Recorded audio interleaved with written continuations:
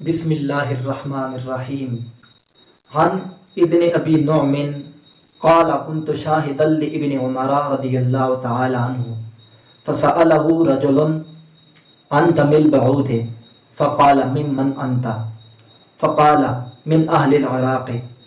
قال انظروا الى هذا يسألني عن دم البعوض وقد قتل ابن النبي صلی اللہ علیہ وآلہ وسلم وسمعت النبی صلی اللہ علیہ وآلہ وسلم یقول ہمارے نتایا فی الدنیا۔ حضرت ابن عمر رضی اللہ تعالی عنہ سے حدیث پاک مروی ہے۔ حضرت ابن ابی نعم آپ فرماتے ہیں کہ میں حضرت ابن عمر رضی اللہ تعالی عنہ کی بارگاہ میں موجود تھا کہ آپ سے ایک شخص نے سوال پوچھا کہ حالت احرام میں اگر مچھر کو مار دیا جائے، مچھر کا خون کر دیا جائے تو اس کا کیا حکم ہے؟ تو حضرت عبداللہ بن عمر رضی اللہ تعالی عنہ نے جواب دیا کہ تو کہاں سے آیا ہے؟ تو اس شخص نے کہا کہ میں اہل عراق میں سے ہوں۔ حضرت عبداللہ بن عمر رضی اللہ تعالی عنہ نے جواب دیا کہ اس شخص کو دیکھو، تعجب کی بات ہے کہ انہوں نے حضور اقدس صلی اللہ علیہ وآلہ وسلم کے نواسے کو تو شہید کر دیا ہے، اور یہ مچھر کے خون کا کفارہ مجھ سے پوچھ رہا ہے۔ مچھر کے خون کا کفارہ تو پوچھ رہا ہے، لیکن نواسے رسول کو شہید کر دیا ہے، اس کے گناہ کا کفارہ کون ادا کرے گا؟ حضرت ابن عمر نے آگے فرمایا سمیعت النبی صلی اللہ علیہ وآلہ وسلم یقول، میں نے خود حضور اقدس صلی اللہ علیہ وآلہ وسلم کو سنا، آپ نے ارشاد فرمایا تھا ہمارے ہاں نتایا من الدنیا، کہ امام حسن اور امام حسین دونوں دنیا میں میرے دو پھول ہیں۔ یہ حدیث امام بخاری نے روایت کی ہے، جو میں نے پڑھی ہے وہ بھی امام بخاری ہی کے الفاظ ہیں۔ بخاری شریف میں حدیث نمبر 5994 ہے، اور ترمذی شریف جامع ترمذی حدیث نمبر 3770 ہے، اور امام ترمذی نے کہا ہے ھذا صحیح، کہ یہ حدیث صحیح ہے۔ ابن ابی شیبہ میں حدیث نمبر 32853 ہے، کنز العمال میں حدیث نمبر 37732 ہے، اور السلسلہ صحیحہ میں شیخ البانی نے حدیث نمبر 3411 اسے کاؤنٹ کیا ہے۔ تو یہ روایت اتنے کتابوں میں موجود ہے حضرت ابو نعم کی۔ بات یہ ہے کہ حضرت عبداللہ بن عمر رضی اللہ تعالی عنہ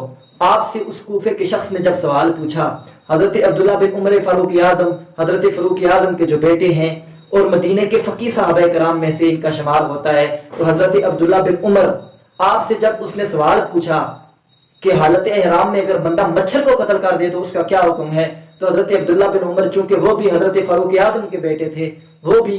بڑے سمجھدار تھے، چونکہ فقیہ تھے، اس لیے انہوں نے اس سے اگلا سوال یہ کیا کہ تو آیا کہاں سے ہے؟ وہ جانتے تھے، انہیں معلوم تھا کہ یہ کوفی شخص ہے، تو آپ نے اس سے سوال پوچھا تو آیا کہاں سے ہے؟ اس نے جواب دیا من اہل العراق، میں عراقی لوگوں میں سے ہوں۔ تو آپ نے کہا کہ واہ کیا بات ہے، رسول اللہ کے نواسے کو شہید کر دیا، رسول اللہ کے نواسے کو بے دردی کے ساتھ قتل کر دیا، شہید کر دیا، ان کے خون کے کفارے کی کوئی بات نہیں ہے، کوئی پرواہ نہیں ہے، لیکن حالت احرام میں مچھر کو قتل کرنا، ایک مچھر کو قتل کرنے کے خون کا کفارہ پوچھ رہے ہو، رسول اللہ کے نواسے کے خون کا کفارہ کون دے گا؟ تو یہ حضرت عبداللہ بن عمر کی اس روایت سے جو باتیں ثابت ہوتی ہیں وہ یہ ہیں کہ پہلی بات تو یہ کہ کربلا کا جو مارکہ وقوع میں آیا ہے وہ صحیح حدیثوں سے ثابت ہے، اس لیے حضرت عبداللہ بن عمر آپ نے یہ کہا کہ تم نے رسول اللہ کے نواسے کو شہید کر دیا ہے، تو بس اس سے ثابت ہے کہ یزیدی لوگوں نے امام حسین کو شہید کیا تھا۔ اور دوسری بات یہ کہ کربلا حق ہے، اور اس سے اگلی بات یہ کہ ان کوفے کے لوگوں کا کیسا ذہن تھا، کیسی سوچ تھی کہ انہوں نے امام علی مقام کے ساتھ بے وفائی کی اور امام علی مقام کو شہید ہونے دیا، اور امام علی مقام کے ساتھ خود انہیں خط لکھنے کے بعد جب وہاں پہ گئی تو ان کا ساتھ چھوڑ دیا، اور پھر اسی لیے فاروق اعظم نے اس شخص سے کہا کہ تو مجھ سے مچھر کے خون کے متعلق تو پوچھ رہا ہے، لیکن رسول اللہ کے بیٹے کے خون کی تمہارے یہاں کوئی عزت نہیں ہے، تمہارے یہاں ان کی کوئی توقیر، کوئی عزت اور رفعت نہیں ہے۔ تو سامعین کرام، ہمیں سوچنے کی ضرورت ہے کہ ہم نے آج جو یزیدی قوتیں ہیں ہم نے ان کے ساتھ کھڑا ہونا ہے، یا ان صحابہ کرام حضرت عبداللہ بن عمر ان جیسے صحابہ کرام کی سوچوں کے ساتھ کھڑا ہونا ہے، حضرت فاروق اعظم کے بیٹے کی سوچ کے مطابق ہم نے چلنا ہے، یا جو یزیدیت اور یزیدیت کو پھیلانے کے چکر میں، یزید کے دفاع کرنے کے چکر میں لگے ہوئے ہیں، ان کے ساتھ ہم نے کھڑے ہونا ہے۔ ہمیں یہ بات سوچنے کی ضرورت ہے۔ انشاءاللہ میں اس سے اگلے انشاءاللہ ویڈیو میں یہ ثابت کروں گا کہ کربلا کا جو مارکا ہے وہ صحیح حدیث سے ثابت ہے اور کون کون سی حدیثیں اس پر گواہ ہیں. انشاءاللہ اگلی ویڈیو تک انتظار کیجیے. وآخر دعوانا ان الحمد للہ رب العالمین.